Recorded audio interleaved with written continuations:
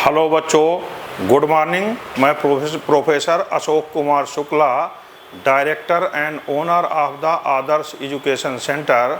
आज मैं आप लोगों को MME mathematical economics for the first semester of the Delhi university students के लिए ये लेक्चर दे रहा हूँ। इसमें मैं आज आप लोगों को MME का पहला ही टॉपिक और पहले ही चैप्टर का पढ़ाने वाला हूँ, जिसको बोलते हैं लॉजिक।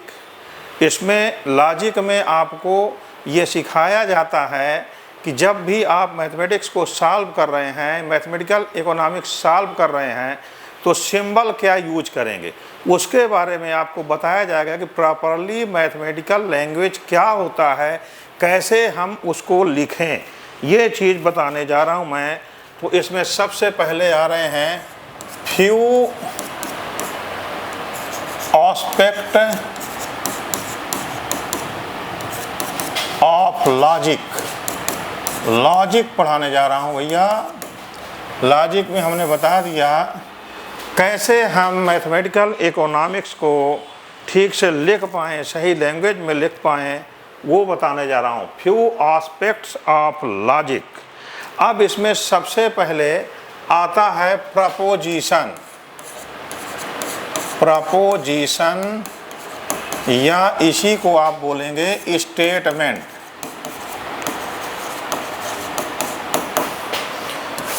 मैथमेटिकल लैंग्वेज में स्टेटमेंट का मतलब क्या होता है या प्रपोजिशन का मतलब क्या होता है, इसको आपको मैं समझा रहा हूँ। तो an assertion is called a proposition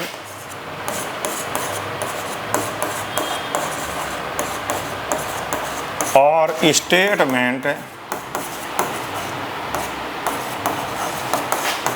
if either it is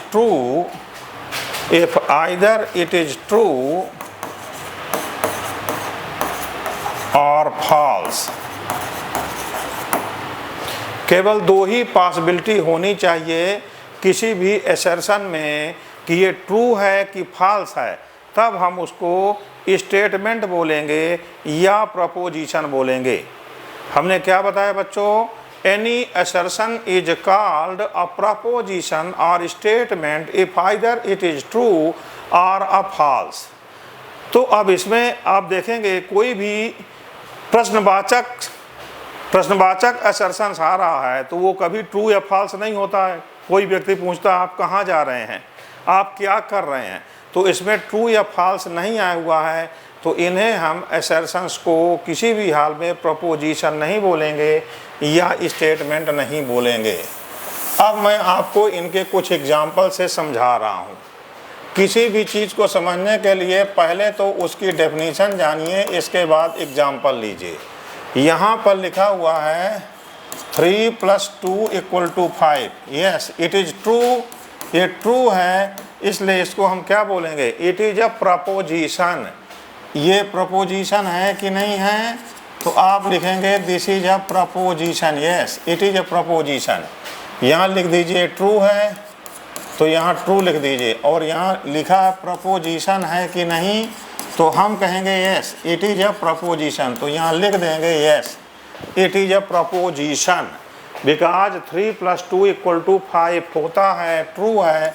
अब यदि इसी को लिख देता 3 + 2 = 7, तो 3 + 2 = 7 नहीं होता, ये रॉन्ग है, ये फॉल्स है। तो यहाँ लिखेंगे फॉल्स, और it is also a proposition. False है तब भी प्रपोजिशन कहलाता है। तो बच्चों हमने बताया an assertion is called a preposition if either it is a true or a false. यहाँ आपको बता रहा हूँ, यहाँ कुछ नहीं है, ये लॉजिक का मतलब है एक लैंग्वेज बताई जाएगी, मैथमेटिकल लैंग्वेज है, जो कि आपको सिखाया जा रहा है कि जब भी कोई क्वेश्चन सॉल्व कर रहे हैं तो आप सही सिंबल का यूज करें। कहाँ इम्प्लाइज लगेगा, कहाँ डबल इम्प्लाइज लगेगा, कहाँ इफ़ लगेगा, कहाँ इफ़ एंड ओनली इफ़ लगेगा, ये चीज़ें यहाँ पर समझाई जा रही हैं। पहले हम लोग जब बीएससी करते थे तो हमारे बीएससी फर्स्ट ईयर में ही ये बूलियन अलजेब्रा का एक पेपर होता था, तो वहाँ पर हम लोग इसको पढ़ते थे। और इसके बाद सिलेबस चेंज होते गए, कभी वो लगा कभी नहीं लगा। अभी लास्ट ईयर तक दिल्ली यूनिवर्सिटी में ये 5th सेमेस्टर में मैथमेटिक्स ऑनर्स में डिस्क्रीट मैथमेटिक्स का एक पेपर लगता है, जिसमें एक बूलियन अलजेब्रा नाम का टॉपिक आता है, यूनिट आता है, उसमें ये समझाया जाता था। और जब से न्यू एजुकेशन पॉलिसी आया है, अभी जो बच्चे फर्स्ट सेमेस्टर में पढ़ रहे हैं, इसके बाद थर्ड में गए हैं, तो थर्ड सेमेस्टर में एक पेपर, तीसरा पेपर है जिसका नाम डिस्क्रीट मैथमेटिक्स है, उसमें फिर से ये लॉजिक यहाँ समझाया जा रहा है। तो जिन लोगों ने मैथमेटिक्स स्ट्रीम से पढ़ाई किया है, जिन टीचर्स ने मैथमेटिक्स स्ट्रीम्स बैकग्राउंड से ग्रेजुएशन किया हुआ है, उनको ये लॉजिक पता होता है, लॉजिक क्या होता है। अब मैं आपको तीसरी चीज़ बताने जा रहा हूँ। देखिए तीसरा एग्जाम्पल है, इसमें लिख दिया what is your name, what is your name. अरे ना ही तो ये ट्रू है ना ही फॉल्स है, this is not preposition, not a preposition. ये पूछ रहा है, क्वेश्चन है, ये प्रश्नवाचक लग गया है कि व्हाट इज योर नेम, तो ये ट्रू फॉल्स नहीं होता है, इसको हम बोलेंगे कि this is not a preposition. तो बच्चों हमने प्रपोजिशन का मतलब बताया है, बिल्कुल इनिशियल चैप्टर में है।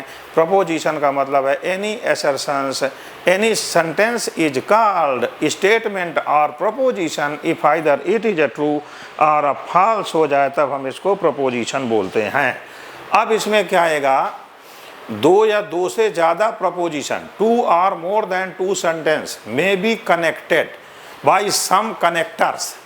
2 या 2 से ज़्यादा स्टेटमेंट को या प्रपोजिशन को हम कनेक्ट कर सकते हैं कुछ कनेक्टर्स लगाकर, उन्हीं को हम आपको पढ़ाने जा रहे हैं।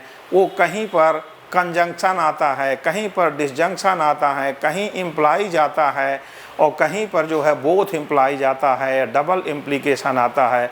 ये सारी चीज़ें हम आपको एक एक करके बता रहे हैं। तो यहाँ पर देखिए, सबसे पहले मैं आपको कनेक्टर्स पढ़ाने जा रहा हूँ, कनेक्टर्स।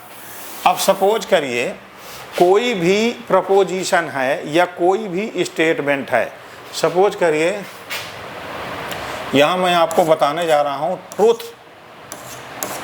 Truth table. थोड़ा सा इनको जानना है, ज़्यादा नहीं जानना है, क्योंकि आप तो इकोनॉमिक्स ऑनर्स के स्टूडेंट हैं। थोड़ा सा जानिए, कोई भी if P is any statement, if P is any statement, मैं इसी को प्रपोजिशन बार बार बता रहा हूँ, इसको प्रपोजिशन भी आप लोग लिख सकते हैं। P इज अ प्रपोजिशन, इसीलिए P लिखा जाता है। तो इसकी ट्रूथ वैल्यू क्या होगी, या तो ये ट्रू होगा या तो ये फॉल्स होगा। तो यदि यहाँ पर हमने P बना दिया ये, तो P के नीचे क्या लिखेंगे, या तो ये ट्रू होगा या तो ये फॉल्स होगा, राइट। तो ट्रूथ टेबल जब बनाते हैं तो एक स्टेटमेंट P के लिए या तो ट्रू आएगा या तो फॉल्स आएगा। अब ये सपोज करिए 2 और यदि ऐसा आ जाए कि 2 स्टेटमेंट या 2 प्रपोजिशन एक साथ में कनेक्ट होने की कोशिश करते हैं या हम कनेक्ट करते हैं, तो उसमें टेबल में कितने एलिमेंट आएंगे। यहाँ पर इसको क्या कर दिया जाता है, 2 पावर 1 किया तो 2 आ गए। देख लीजिए यहाँ पर 2 आए हुए हैं। यदि इसी में ऐसा हो जाता कि 2 स्टेटमेंट होते हैं, तब उस स्थिति में क्या होता, वो भी मैं आपको समझाने जा रहा हूँ। सपोज करिए आपके सामने 2 आ जाते हैं प्रपोजिशन P एंड Q। इसको एक प्रपोजिशन को P लिखा, दूसरों को Q लिख दिया, तो यहाँ पर टोटल आउटकम्स इसमें कितने होंगे, 2 पावर 2 इक्वल टू 4। इतने कॉम्बिनेशन इसके बनेंगे। कैसे बनेंगे आप देखिए, P को हम लिख सकते हैं TTFF और इसको लिखेंगे TFTF। अब देखिए, ऐसा हो सकता है कि दोनों स्टेटमेंट ट्रू हो, ऐसा हो सकता है कि फर्स्ट वाला ट्रू सेकंड वाला फॉल्स हो, या फर्स्ट वाला फॉल्स सेकंड वाला ट्रू हो जाए, या दोनों ही फॉल्स हो जाएं। तो यदि 2 स्टेटमेंट होते हैं तो ट्रूथ वैल्यू में 4 कॉम्बिनेशन बन रहे हैं। वहाँ देख लीजिए फार्मूला हमने आपको बताया है, 2 पावर 2 इक्वल टू 4। और यदि यही ऐसा हो जाता 3 आते हैं तो 2 पावर 3 इक्वल टू 8 आ जाएंगे। ये भी मैं आप लोगों को समझा रहा हूँ, बार बार मैं आपको बता रहा हूँ। जो टीचर्स मैथमेटिक्स बैकग्राउंड के हैं उनको बूलियन अलजेब्रा अच्छी तरह से आता है, लेकिन जो टीचर्स आपको वीडियो भेज रहे हैं उन्होंने खुद मैथमेटिक्स में ग्रेजुएशन नहीं किया है, तो उनको किसी हाल में इसके बारे में ज़्यादा पता नहीं होता है, तो कहीं से रट रटा करके आपको बता रहे हैं। आप हमारा वीडियो देखिए, कुछ फ्री वीडियो देखिए, आप आराम से इनको सब्सक्राइब करिए और दूसरे लोगों के, दूसरे टीचर्स के भी वीडियो देखिए, कंपेयर करिए, 2 बार 3 बार कंपेयर करिए। हमारे 1 वीडियो, 2 वीडियो, 3 डेमो वीडियो देखिए और दूसरे लोगों को भी देखिए। यदि हमारा बेटर है तो हमें ज्वाइन करिए, हमारे कोचिंग सेंटर में आइए। अभी तक इसके पहले मैं YouTube लेक्चर नहीं दे रहा था, अभी हमने इसी साल से अभी मीन्स आज की तारीख से ही हमने YouTube में वीडियो देना शुरू किया है। तो जो 5 साल पहले से दे रहे हैं उनके डेफिनेटली सब्सक्राइबर ज़्यादा होंगे, जो आज दे रहा है उसके सब्सक्राइबर कम हो सकते हैं, व्यूज कम हो सकते हैं, लेकिन उसकी क्वालिटी कम नहीं हो सकती है। आज से हम वीडियो बनाना शुरू कर रहे हैं। हमने कई लोगों को वीडियोज YouTube में देखे हुए हैं, रैंडम वेरिएबल पढ़ाने गए हैं और यही नहीं पता कि रैंडम वेरिएबल हैं क्या। मुझे एक भी ऐसा वीडियो नहीं मिला जिसमें कि टीचर्स ने रैंडम वेरिएबल को ठीक से डिफाइन किया हो। या तो आज का मेरा वीडियो देखने के बाद में अपना वो रैंडम वेरिएबल का वीडियो हटा देंगे, डिलीट करेंगे और नया वीडियो बनाएंगे, या तो फिर उनका आप वीडियो देख करके आपको समझ में आ जाएगा कहाँ पर गलती है। इसी प्रकार से प्रोबेबिलिटी की डेफिनेशन लिखते हैं तो प्रोबेबिलिटी ही ठीक से डिफाइन नहीं कर पाते हैं। आप लोगों को यहाँ जो प्रोबेबिलिटी पढ़ना है तो यहाँ पर सेट थ्योरेटिक प्रोबेबिलिटी पढ़ना है, एक्जोमेट्रिक प्रोबेबिलिटी पढ़ना है, क्लासिकल नहीं पढ़ना है। कई जगहों पर आप हमारे वीडियोज को देख करके कॉन्सेप्ट आपके बहुत अच्छा बनेंगे और आपको खुद बहुत आनंद आएगा। अभी हमने यहाँ लिखा 3 स्टेटमेंट आने पर कितनी उसकी ट्रुथ वैल्यूज बनेगी, तो 8 बनेगी, वो भी मैं आपको समझा रहा हूँ। ये देख लीजिए कैसे 8 बनेगी 3 स्टेटमेंट आने पर। एक मान लीजिए प्रपोजिशन को पी कर दिया है, दूसरे को हमने क्यू लिख दिया है और तीसरे को आर लिख दिया है।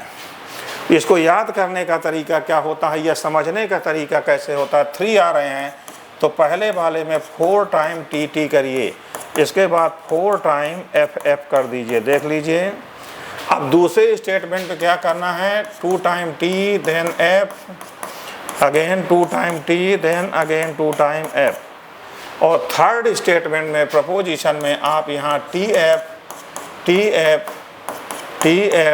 एंड टी एफ कर दीजिए। ये लिखने का सबसे बढ़िया गुड मैनर है। यहाँ पर केवल 8 पॉसिबिलिटीज हो सकती हैं, तीनों ही प्रपोजिशन में या तीनों ही स्टेटमेंट ट्रू हो सकते हैं। इधर वाले 2 ट्रू हो जाएं, वो फॉल्स हो जाए, ये 2 ट्रू हो जाएं, ये फॉल्स हो जाए, 1 ट्रू हो जाए, 2 फॉल्स हो जाए, फिर यहाँ 2 ट्रू और 1 फॉल्स लिखे हुए हैं। टोटल 8 पॉसिबिलिटीज आती हैं, 2 पावर 3 इक्वल टू 8। ये मैं आपको बताने जा रहा हूँ। 4 प्रपोजिशन आएंगे या 4 स्टेटमेंट आएंगे, उस स्थिति में 2 power 4 equal to 16 possibilities truth table में आएंगी। मैं ये बता रहा था आप लोगों को। सबसे पहले हमने क्या डिफाइन किया आपको, प्रपोजिशन या statement and assertions which is either true और फॉल्स इज कॉल्ड स्टेटमेंट और प्रपोजिशन। इसके बाद हमने बताया कि any 2 statement can be connected by some connectors. उन्हीं कनेक्टर्स को मैं अब एक एक करके पढ़ाऊंगा जो कि ट्रुथ टेबल से ही समझेंगे आप। तो सबसे पहले मैं आपको निगेशन बताऊंगा, इसके बाद आपको कंजंक्शन बताऊंगा, इसके बाद आपको डिसजंक्शन बताऊंगा। कई चीज़ें एक एक करके बताऊंगा। क्या बता रहा हूं देखना बच्चों। एक तो निगेशन पहले लिखा जाए, निगेशन। सबसे पहले मैं आपको यहाँ निगेशन बताऊंगा, निगेशन। इसके बाद बताऊंगा कंजंक्शन, इसके बाद पढ़ाऊंगा आपको डिसजंक्शन, इसके बाद बताएंगे आपको इम्प्लाइज या इम्प्लीकेशन, इसके बाद बताऊंगा बाई इम्प्लीकेशन।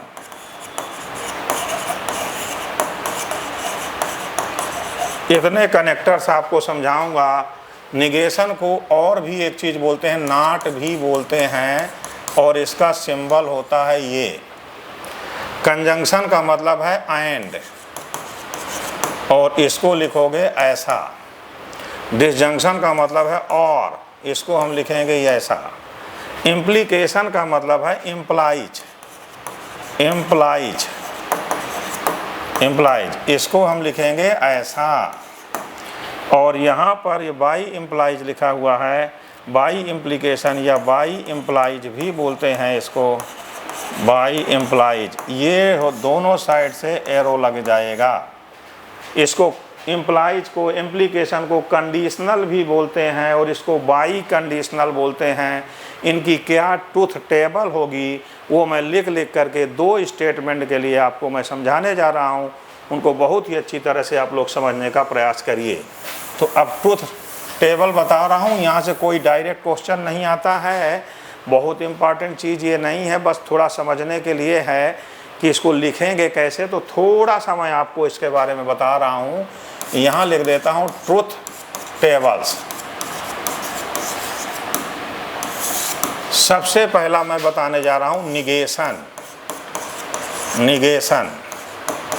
निगेशन केवल सिंगल प्रपोजिशन के लिए आता है, सिंगल स्टेटमेंट के लिए ही आएगा।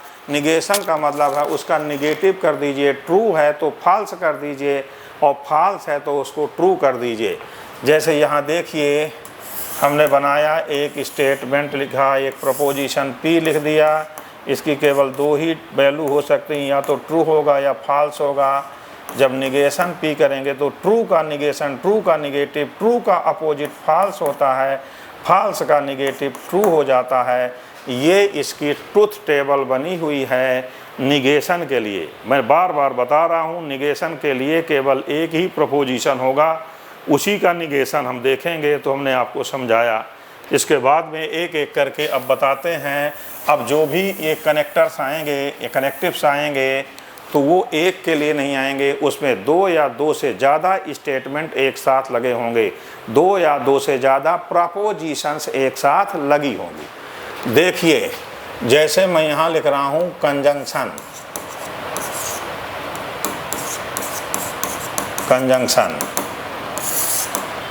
अब कंजंक्शन का मतलब मैंने बताया था कि इस कंजंक्शन का मतलब एक चीज़ और होता है जिसको हम क्या बोलेंगे, एंड बोलेंगे।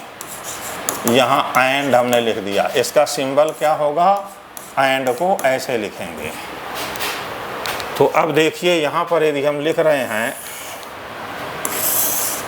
P, एक प्रपोजिशन P है, दूसरा प्रपोजिशन Q है, इनके ट्रूथ वैल्यू TF लिख दिया गया है। यहाँ TF लिखा हुआ है।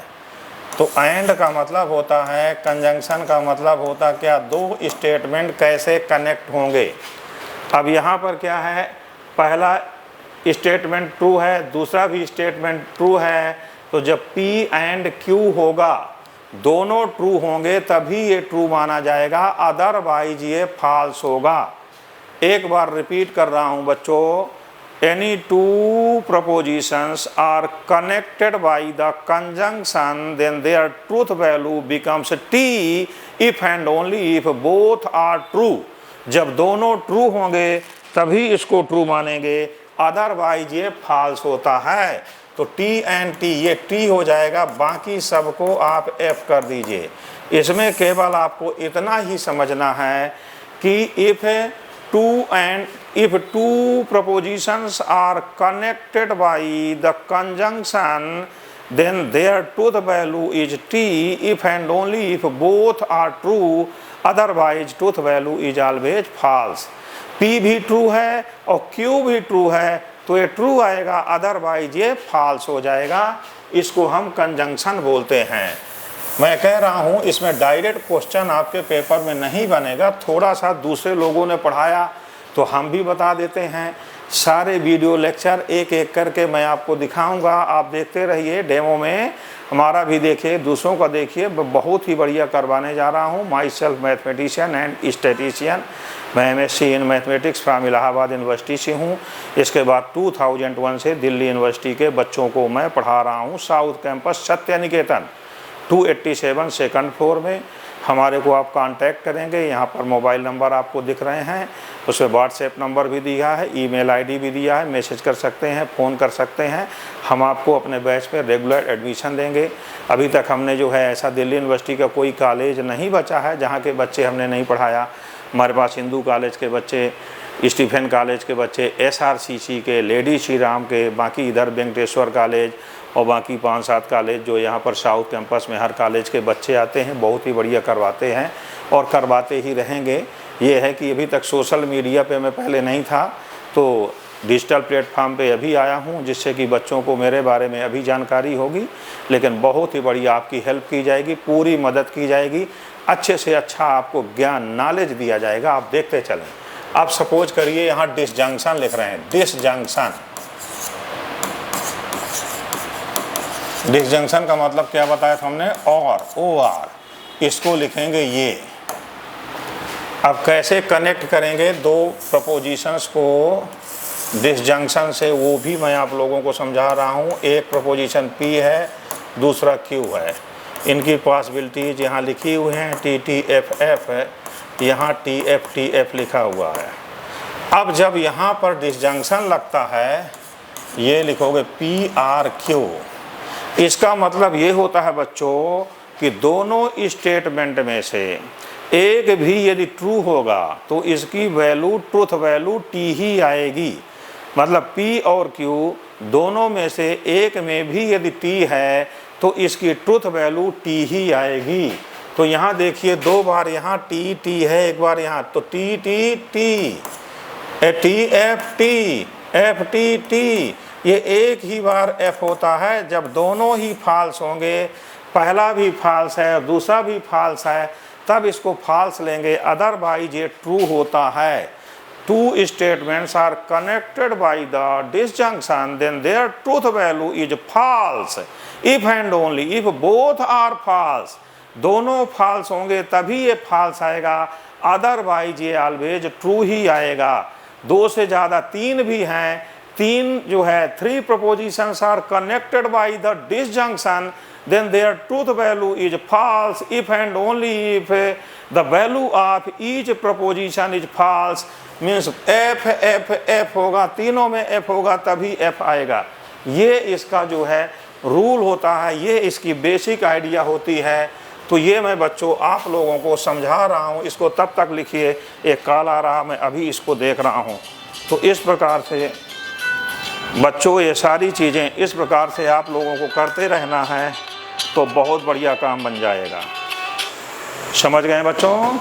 अब इसके बाद देखिए, कंजंक्शन हो गया, डिसजंक्शन हो गया। अब इसके बाद में और आपको इम्प्लाइज और बाई इम्प्लाइज के बारे में भी बताता हूँ मैं आप लोगों को, तो उनको भी देखिए, साथ साथ लिखते ज़रूर रहिएगा। अब इसके बाद मैं आपको इम्प्लाइज या इम्प्लीकेशन बता रहा हूँ, जिसको कंडीशनल भी बोलते हैं। इम्प्लीकेशन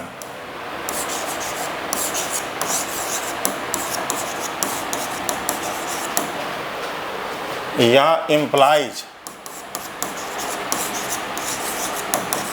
इसका बहुत ज़्यादा यूज होता है, लिखने में सबसे ज़्यादा यूज इसी का करते हैं आप लोग। तो इसको भी देखिए कैसे बोलेंगे। इसी को कंडीशनल भी बोलते हैं, कंडीशनल।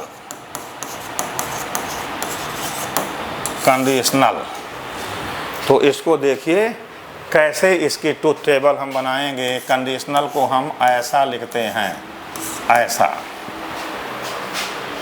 तो देखिए इसकी ट्रूथ वैल्यू कैसे आती है। यहाँ पर 2 स्टेटमेंट लिए जा रहे हैं,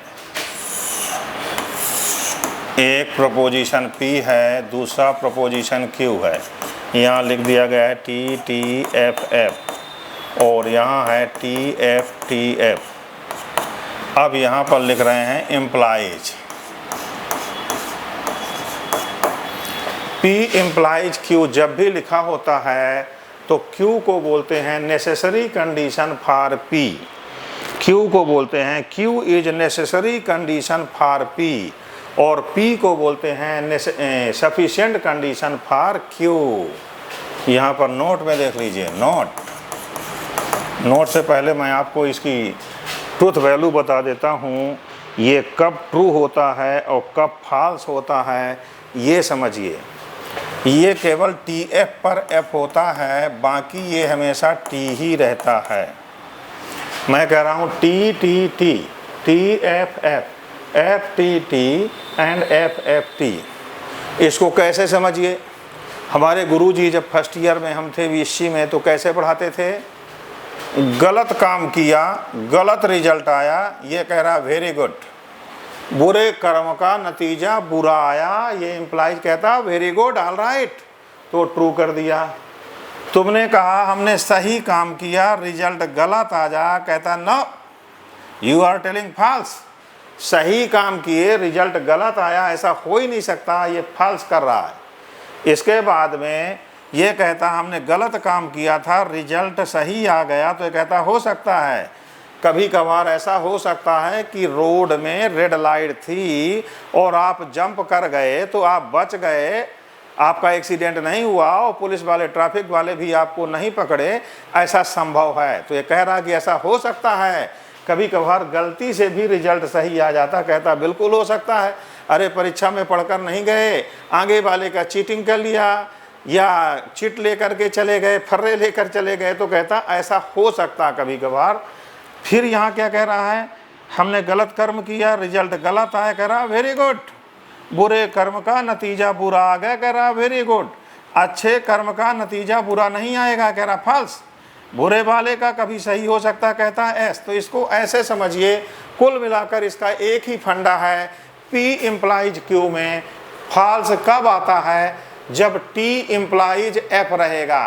कह रहा सही एक T है और फिर इसके बाद F आ रहा है, तो जब यहाँ पर T और F रहेगा तब ये F हो जाएगा, अदरवाइज ये हमेशा T ही रहेगा। नोट समझिए, पहला Q is called necessary, Q is called necessary condition for P। Number 2, P is called sufficient condition for Q। Here हमने क्या लिखा है बच्चों, P implies Q लिखा हुआ है, तो Q is called necessary condition for P and P implies Q लिखा, तो P is called sufficient condition for Q। ये हमने आपको इम्प्लाइज का मतलब, कंडीशनल का मतलब समझाया हुआ है। अभी आपको मैं इमीडिएटली दूसरा भी समझा रहा हूँ, जिसको बाई इम्प्लाइज या डबल इम्प्लाइज या इफ़ एंड ओनली इफ़ बोलेंगे। इसको भी देखिए कैसे कर रहे हैं। देखिए बाई कंडीशनल,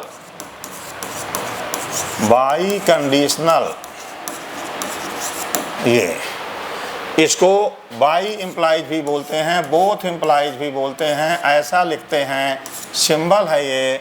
इसी का मतलब होता है if and only if and only if, या IFF लिखेंगे।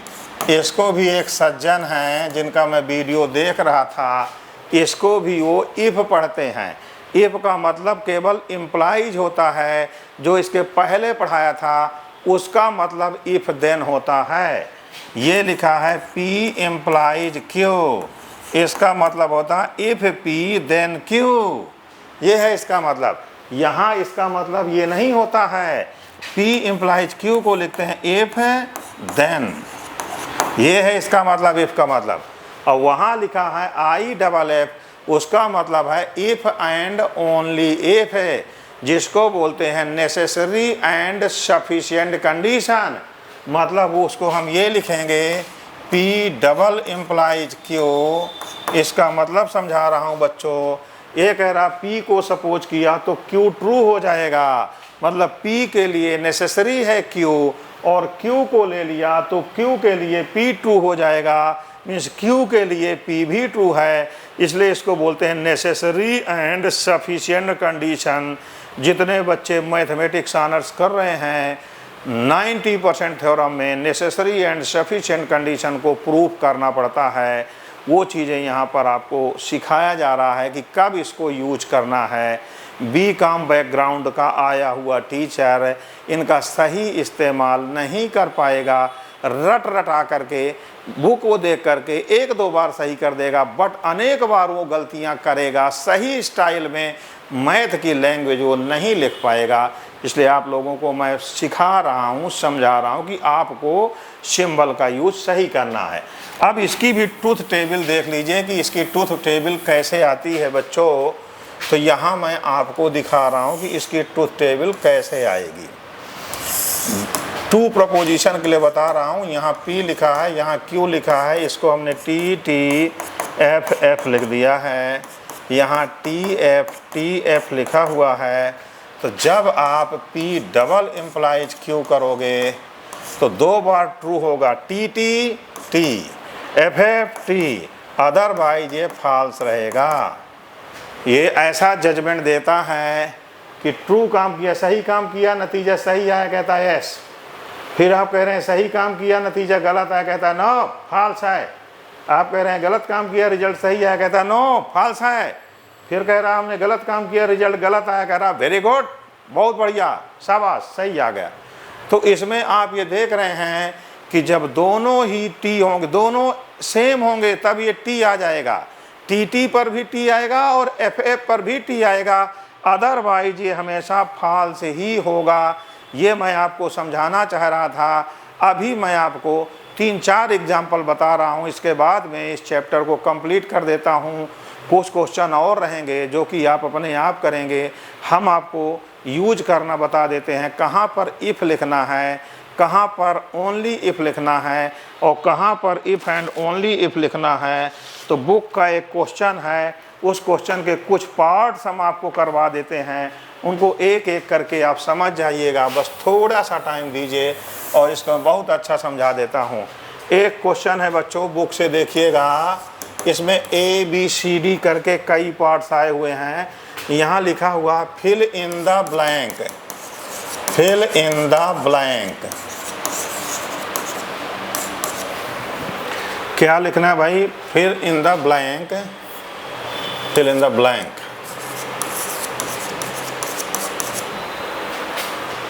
भाई क्या क्या लिखना है? इफ, ओनली इफ, और तीसरा इफ एंड ओनली इफ। ये बताना है कि ब्लैंक स्पेस में इफ लिखोगे कि इफ एंड ओनली इफ लिखोगे कि ओनली इफ लिखोगे। तीनों टाइप के एक एक क्वेश्चन बहुत अच्छे ढंग से आपको मैं यहाँ पर समझा रहा हूँ। इसका ए पार्ट है, ए कह रहा है x इक्वल टू √4 और यहाँ लिखा है x इक्वल टू 2। यहाँ ब्लैंक स्पेस दिया है। अब आपको बताना है कि यहाँ पर क्या आएगा। मैं आपको बहुत अच्छी तरह से समझा रहा हूँ। देखिए, यदि x इक्वल टू √4 है तो √4 की वैल्यू केवल 2 ही होती है। कुछ बच्चे कंफ्यूज रहते हैं, कहते हैं √4 इक्वल टू ±2 आएगा, जो कि गलत बोल रहे हैं। इसका ये लॉजिक होता है, x स्क्वायर इक्वल टू यदि 4 है तब तो x की वैल्यू ±2 होती है, बट यदि √4 लिखा है तो इसकी वैल्यू केवल 2 होती है। √2 लिखा है, इसके बाहर प्लस माइनस नहीं लिखा हुआ है, तो इसका मतलब केवल 2 होता है। तो x की वैल्यू यदि √4 है तो x की वैल्यू केवल 2 होगी। इसका मतलब P इम्प्लाइज कर रहा है Q, ये Q है, ये P है। तो यदि x की वैल्यू √4 है तो x इक्वल टू 2 ही होगा। इसका मतलब P इम्प्लाइज कर रहा है Q को, मतलब this is necessary condition for this, ये लिखा हुआ है। इसी प्रकार से अब दूसरा देखिए, फिर आपको मैं और कुछ अलग ढंग से बता रहा हूँ। यदि x की वैल्यू 2 है, देख लीजिए x की वैल्यू 2, √4 की वैल्यू 2 ही होती है, इसके अलावा कुछ नहीं होती है।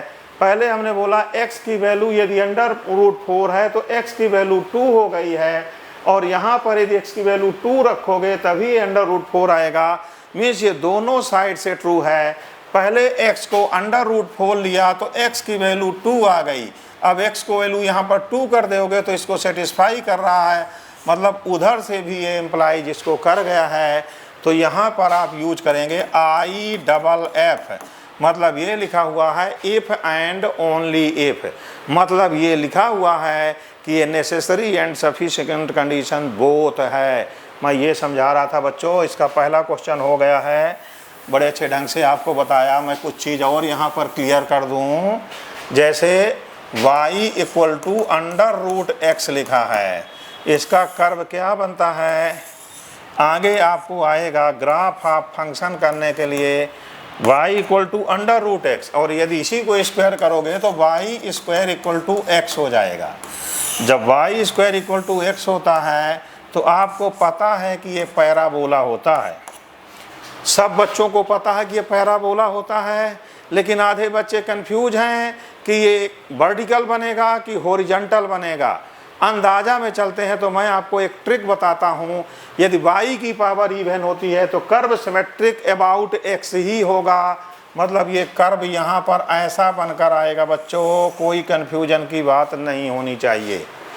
अब यहाँ लिखा है y इक्वल टू √x, जब y square equal to x होता है, इसका मतलब होता है, इंप्लाइज करता है y की वैल्यू प्लस माइनस √x है, दो वैल्यू होनी चाहिए।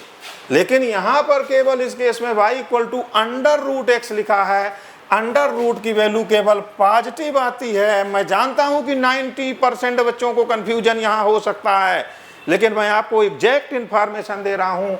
y इक्वल टू √x का कर्व सिर्फ ऊपर ऊपर बनेगा ये, और जब y इक्वल टू -√x होगा तब नीचे आएगा। ये आप लोग समझिए पहले। यहाँ ये हमारा फर्स्ट लेक्चर है, जब आपको मैं ग्राफ ऑफ फंक्शन पढ़ाऊँगा तब वहाँ पर बहुत बढ़िया क्लियर करूँगा। अभी तक के लिए आप ऐसा ही समझ जाएं तो ज़्यादा बढ़िया होगा। एक एक करके सारी बात मैं आपको समझाता चलूँगा। पहला क्वेश्चन बताया था बच्चों, उसमें इफ़ एंड ओनली इफ़ आया था। दूसरा क्वेश्चन लिख रहा हूँ, क्वेश्चन नंबर बी है, यहाँ पर लिखा है x स्क्वायर ग्रेटर देन 0, फिर यहाँ पर ब्लैंक स्पेस है और यहाँ पर लिखा हुआ है x ग्रेटर देन 0। इसको ठीक से समझिए, x स्क्वायर ग्रेटर देन 0 लिखा हुआ है। देखिए x स्क्वायर इक्वल टू हमने 4 ही कर दिया, तो x की वैल्यू क्या आ रही है, +-2, मतलब ये कह रहा है कि x स्क्वायर इक्वल टू 4, तो इम्प्लाइज ये x इक्वल टू 2 नहीं कर रहा है, not implies x equal to 2, मतलब ये पॉजिटिव भी हो सकता है और निगेटिव भी हो सकता है। तो यदि x स्क्वायर ग्रेटर देन 0 है तो कोई ज़रूरी नहीं कि x पॉजिटिव आएगा, x स्क्वायर पॉजिटिव आ रहा है तब x निगेटिव भी हो सकता है। इस एग्जाम्पल से देख सकते हैं, x square equal to 4 implies x equal to +-2, plus भी हो सकता है माइनस भी हो सकता है। इसका मतलब ये इम्प्लाइज नहीं कर रहा उस साइड की ओर। तो पहला तो ये पता चल चुका है कि P इम्प्लाइज Q नहीं होगा। अब दूसरा देखिए, यदि x पॉजिटिव है तो x का स्क्वायर तो पक्का पॉजिटिव होगा, तो मतलब वो राइट साइड से लेफ्ट को इम्प्लाइज कर रहा है, मतलब सिंबल ऐसा बनेगा, मतलब this is necessary condition for this. तो यहाँ पर ये सिंबल बनेगा, जिस साइड में एरो बना रहता है उसी को हम बोलते हैं नेसेसरी कंडीशन, और जब जिधर एरो होता है तो उसको नेसेसरी कंडीशन बोलते हैं। और यहाँ इसको लिखना क्या पड़ेगा, इफ है। जब ऐसा लिखा रहे तो इसको क्या बोलते हैं, इफ है। ये इफ पार्ट आया हुआ है, तो ये दूसरे का भी हमने आपको ब्लैंक स्पेस फिल करके बता दिया है। लेफ्ट को ट्रू ले रहे हैं तो राइट में कोई ज़रूरी नहीं कि रहे पॉजिटिव आए, वो निगेटिव भी हो सकता है, लेकिन राइट को यदि पॉजिटिव लेते हैं तो लेफ्ट पॉजिटिव ही आएगा। इसको ठीक से समझे बच्चों, ये मैं आपको बता दिया। इसी प्रकार से इसका सी पार्ट भी देखिए बच्चों, सी पार्ट। इसके बाद जो है इस क्लास को यहीं पर रोक देंगे। तीसरा पार्ट क्या लिखा हुआ है, सी पार्ट में x स्क्वायर लेस देन 9, यहाँ ब्लैंक स्पेस है और इसके बाद यहाँ लिखा हुआ है x लेस देन 3। अब यहाँ देख लीजिए, x स्क्वायर 9 से छोटा है। अब देखिए मैं आपको कुछ बात बता रहा हूँ, इनइक्वलिटीज का ये चैप्टर होता है। x square less or equal to a square रहे, इसका मतलब होता है -a less or equal to x less or equal to a। ये मैथमेटिक्स वाले बहुत अच्छा जानते रहते हैं कुछ कमज़ोर भी टीचर हों वो भी इसको जानते हैं। X square less or equal to A square का मतलब ये होता है, तो जब यहाँ ये लिखा है एक्स स्क्वायर लेस दैन 9, इसका मतलब है कि x square less than 3 square, इसका मतलब है कि -3 is less than x is less than 3, इसका मतलब है एक्स लाइज बिटवीन -3 एंड +3, इसका मतलब है ये तो गारंटेड है कि हर हाल में एक्स की वैल्यू स्मॉलर दैन 3 होगी। Means right side is necessary condition for the left side. यदि हम इसको P लेते हैं उसको Q लेते हैं तो यहाँ Q necessary condition for P हो गया है। मीन्स इसका एरो ऐसा तो लगेगा। अभी हमने एक साइड से सॉल्व किया है। यहाँ पर वो टीचर जो कॉमर्स बैकग्राउंड से हैं वो इसको ठीक से ना समझते हैं और ना ही ठीक से आपको समझा पाएंगे। हमारे वीडियो आपके पास आएंगे, आप पढ़ेंगे, एक एक करके सारे वीडियो पढ़ते जाइए। एक बार पढ़िए, 2 बार पढ़िए, 3 बार पढ़िए, दूसरों का भी पढ़िए, कंपेयर करिए, देख लीजिए कहाँ पर कौन सही कॉन्सेप्ट दे रहा है, कौन सा नहीं दे रहा है। रटे रटाने से टीचरों का काम नहीं बनेगा, ये हमने बताया है। अब हम राइट से आकर के लेफ्ट वाले को चेक करते हैं कि यदि x लेस दैन 3 है तो क्या एक्स स्क्वायर लेस दैन 9 होगा। अरे x लेस दैन 3 है, इसका मतलब सपोज कर दीजिए x इक्वल टू -5, तो एक्स स्क्वायर की वैल्यू तो 25 हो जाएगी। तो यदि x लेस दैन 3 है तो कोई ज़रूरी नहीं है कि एक्स स्क्वायर लेस दैन 9 रहे। हमने यहाँ x को लेस दैन 3 कर दिया, -5 कर दिया, तो एक्स स्क्वायर की वैल्यू 25 आई जो कि ग्रेटर दैन 9 हो गई है। मीन्स राइट साइड से हम लेफ्ट साइड पर नहीं पहुँच पा रहे हैं। लेफ्ट से तो राइट चले गए हैं लेकिन राइट से लेफ्ट नहीं आ पा रहे हैं। इसका मतलब है right is necessary condition for left but left is not necessary condition for the right. उस स्थिति में इसको यहाँ पर लिखना पड़ता है ओनली इफ है। अब जान जाइए, जब ऐसा एरो बनेगा तब हम उसको क्या लिखेंगे, ओनली इफ। जब ऐसा एरो बनेगा तो क्या लिखेंगे, इफ है। और जब ऐसा एरो बनेगा तब क्या लिखेंगे, IFF। ध्यान से बच्चों, ध्यान से, अभी फिर से आपको बता रहा हूँ, जब ये लिखा है P इम्प्लाइज Q तो आप लिखेंगे ओनली इफ। लेकिन जब Q इम्प्लाइज P लिखा है तो आप लिखेंगे इफ है। दोनों साइड इम्प्लाइज कर दिया तो इफ ये हो गया, ओनली इफ ये हो गया, तो बन गया जाकर इफ एंड ओनली इफ। ये बच्चों मैथमेटिक लैंग्वेज लिखने का ये तरीका है, ये मैनर है। कब इक्वल लगाना है, कब इम्प्लाइज लगाना है, कब बाई इम्प्लाइज लगाना है, ये लिखने के लिए यहाँ पर मैनर पढ़ाया गया है। एक छोटा सा क्वेश्चन यहाँ से आ भी सकता है। आप लोगों को मैं अभी एग्जैक्ट इन्फॉर्मेशन अबाउट लॉजिक दे रहा था, मैथमेटिकल लॉजिक के बारे में आपको समझा रहा था। एक एक करके पूरे इकोनॉमिक्स जो है हर टॉपिक के वीडियो बनेंगे और आपको कुछ उसमें से वीडियो लेक्चर दिए जाएंगे जो कि फ्री होंगे, डेमो क्लास होंगी, उनको आप देखिएगा। अच्छा लगने पर हमें कॉल करिए, मैसेज करिए, मेल करिए, हम आपको एडमिशन देंगे।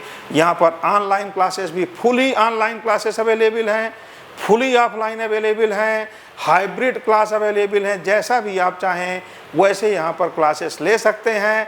सभी बच्चों को मैं दिल्ली यूनिवर्सिटी के ऑल कॉलेजेस के सभी बच्चों को जो इंटरेस्टेड हैं उनको इनवाइट कर रहा हूँ।